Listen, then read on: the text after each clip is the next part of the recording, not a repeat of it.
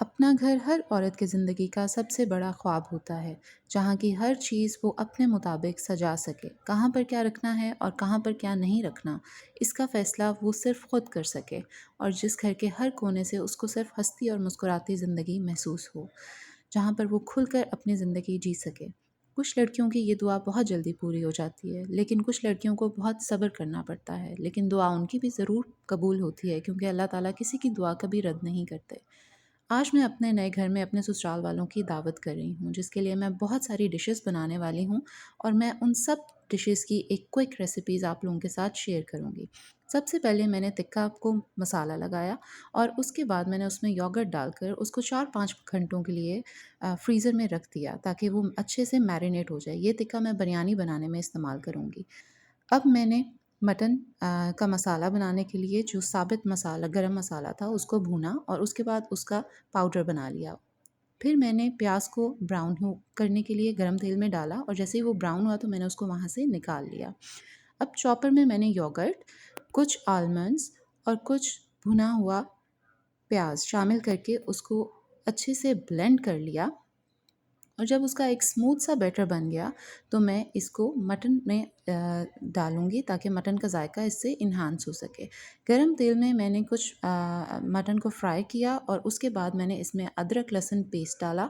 अदरक लहसुन पेस्ट डालने के बाद मैंने इसमें जो साबित खड़ा मसाला था, उसका जिसका मैंने पाउडर बनाया था, वो मैंने इसमें शामिल कर लिया। फिर मैंने उसमें कुछ नमक और लाल मिर्च डाली। आप काली मिर्च का भी इस्तेमाल कर सकते हैं अगर आपको काली मिर्च का जायका पसंद है तो। फिर मैंने इसमें कुछ पानी डाल के मटन को गलने के लिए छोड़ दिया। जब मटन गल गया तो फिर मैंने जो दही और ब्राउन प्याज और आलमंड्स का जो पेस्ट बनाया था वो इसमें डाल दिया और एंड में मैंने इसमें कुछ आलमंड्स साबित भी डाल दिए, जो भूनने के बाद उसमें एक अच्छा सा जायका देंगे। अब नेक्स्ट मेरी रेसिपी थी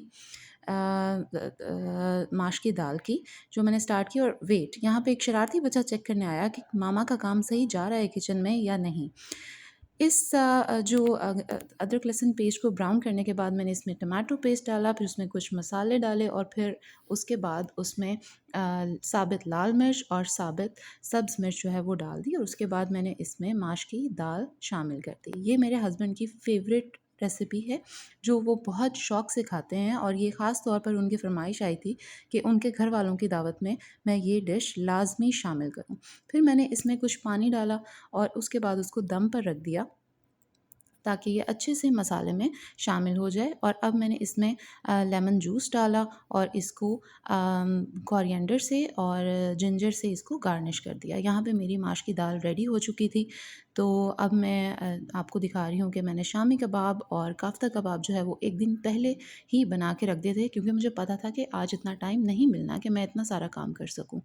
हमारे पास कुछ चीज़ें मिसिंग हो गई थी जनाब। यहाँ पे कुछ हमें टेबल रनर्स चाहिए थे और टेबल मैट्स चाहिए थे डाइनिंग टेबल के लिए, जो हम लेने के लिए गए और हमने एक क्विक शॉपिंग की। नेक्स्ट हमें अपनी डाइनिंग टेबल के लिए एक वाज़ भी चाहिए था, तो हम एक शॉप पर गए और वहाँ पे हमने बहुत सारे वाज़ेस देखे।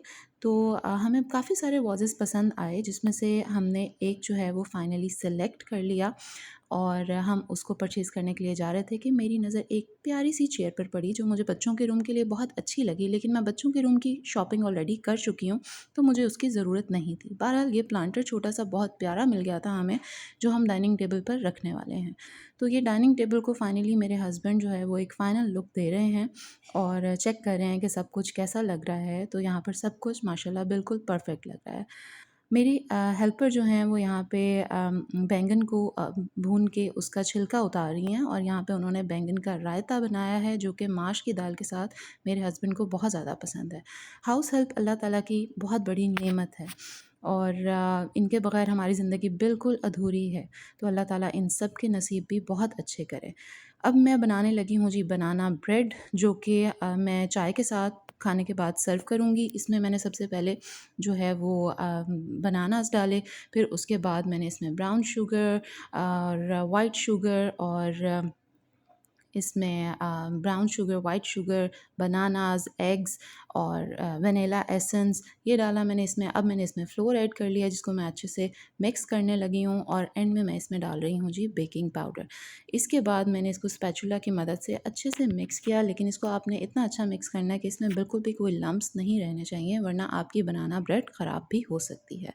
अब बनाना ब्रेड को एक मज़ीद अच्छा सा फ्लेवर देने के लिए मैंने इसमें कुछ वॉलनट्स भी ऐड कर दिए। वॉलनट्स का टेस्ट मुझे बनाना ब्रेड में बहुत पसंद है, इसलिए मैं ये लाजमी ऐड करती हूँ। इसके बाद मैंने जी बनाना ब्रेड को रेडी करके एक प्री हीटेड ओवन में बेक करने के लिए रख दिया। तो बनाना ब्रेड जो है वो सभी शौक से खाते हैं चाय के साथ, इसीलिए मैंने इसको लाजमी समझा कि ये ज़रूर बनानी है मैंने। अब नेक्स्ट में आई जी आज के मीठे की तरफ। मीठा मैंने डिसाइड किया कि मैं बनाऊंगी मैंगो डिलाइट, क्योंकि मैंगोज़ का सीज़न है और सब मैंगोज़ बहुत शौक से खाते हैं और बच्चे स्पेशली इस डिश को बहुत ज़्यादा पसंद करते हैं।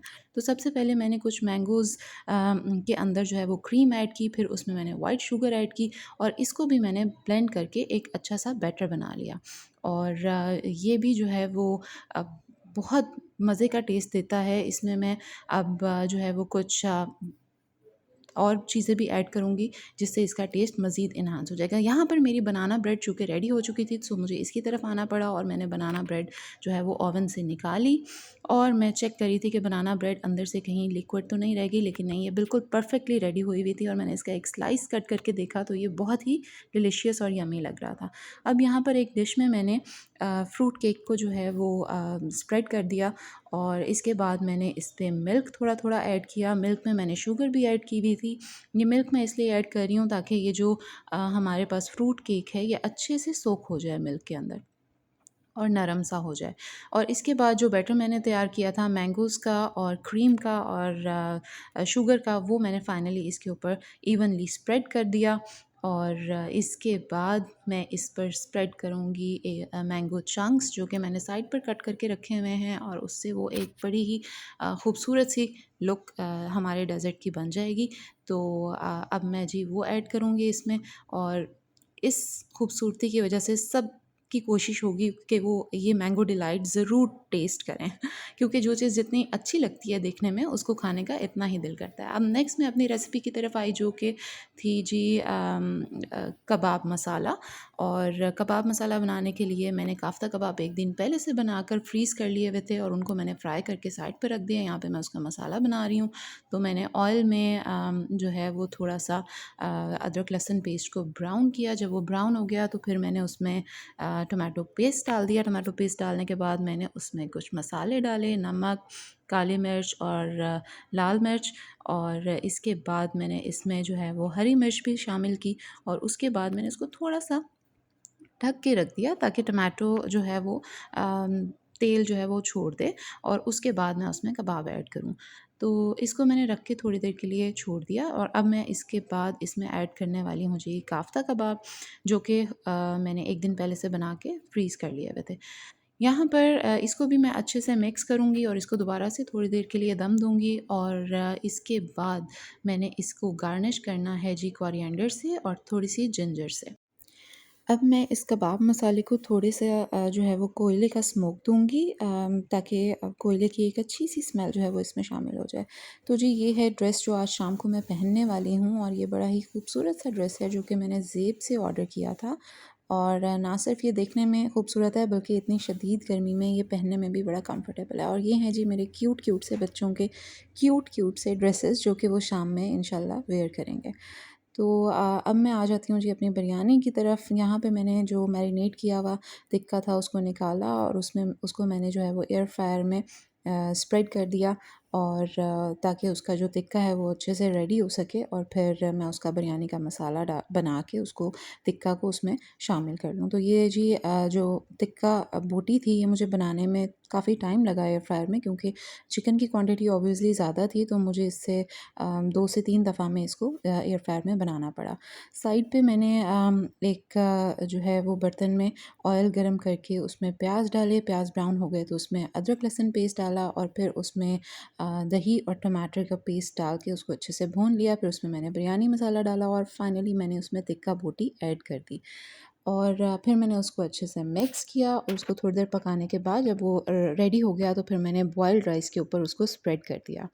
बॉइल्ड राइस के ऊपर फैलाने के बाद मैंने उस पर पुदीना डाला और कुछ उसमें लेमन स्लाइसेस भी ऐड किए और फिर उसको अगेन वाइट राइस की एक लेयर के साथ कवर कर दिया और फाइनली मैंने उसके ऊपर जर्दे का रंग डाल दिया और यहाँ हमारी बिरयानी बिल्कुल रेडी हो चुकी है। मैंने दम खोल दिया हुआ है और बिरयानी माशाल्लाह बड़ी डिलीशियस लग रही है।